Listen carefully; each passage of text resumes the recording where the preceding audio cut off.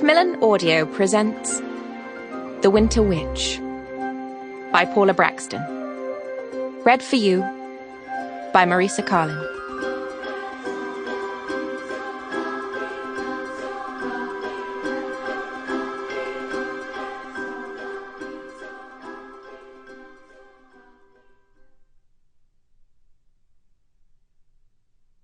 Chapter 1.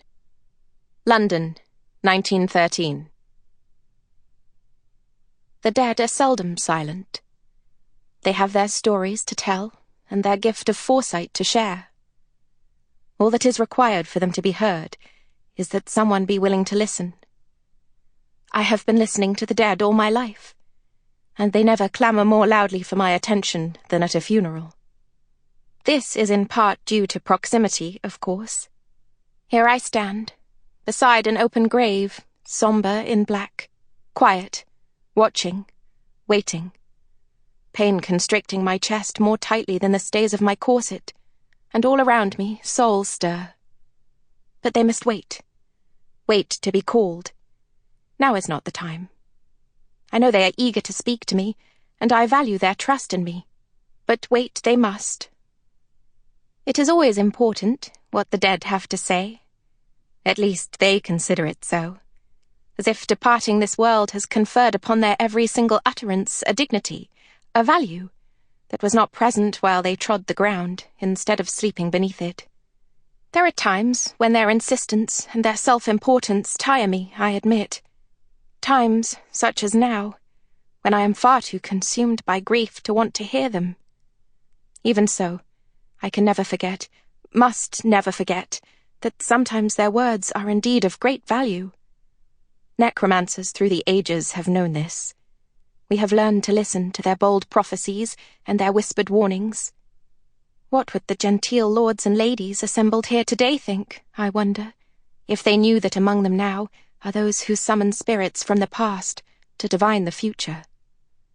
What would they think of me if I were to tell them that I am most at ease in a catacomb, or sitting in a graveyard cloaked in darkness, talking softly with those who have crossed the Rubicon and dwell in the land of night? That I find comfort and solace in the companionship of the dead, as my ancestors did before me? What would they say if I told them I have always harboured a secret fondness for coffins? There is something about their sleek lines, the rich tones of the bird walnut, the gleam of the brass fittings, the comforting thought of a place of rest and safety that appeals to me. Now, though, as I watch my father's coffin being lowered into its grave, no amount of admiration for its workmanship can distract me from the loneliness I feel.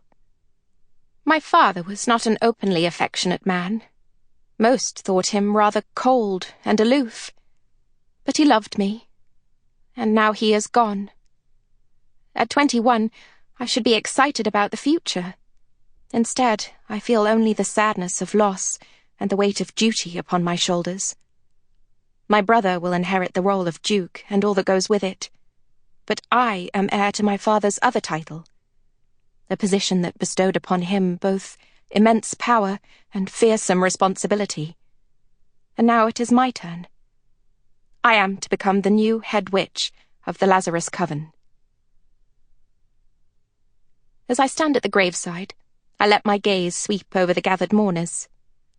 Hundreds have turned out to pay their last respects to the late Duke, but only a handful among us know that the coffin, which is the current focus of attention, and which is now being lowered into the damp, dark earth, is, in point of fact, empty.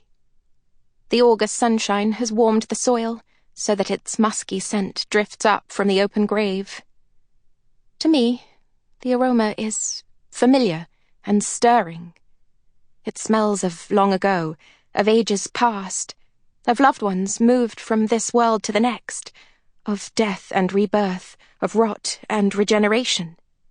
As the smell fills my nostrils, I identify the presence of cleansing worms and busy beetles, and under it all, from nearby newly filled graves, the subtle...